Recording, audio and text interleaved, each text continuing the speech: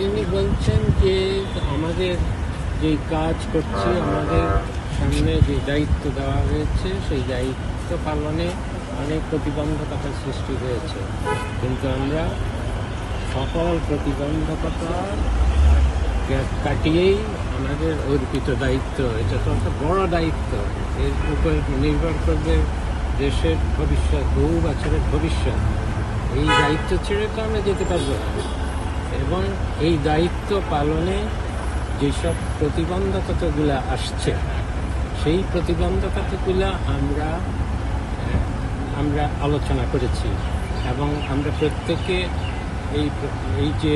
বিভিন্ন জায়গা থেকে কি প্রতিবন্ধকতা হচ্ছে, আর কি প্রতিবন্ধকতা হচ্ছে, বিভিন্ন মন্ত্রণালয়ে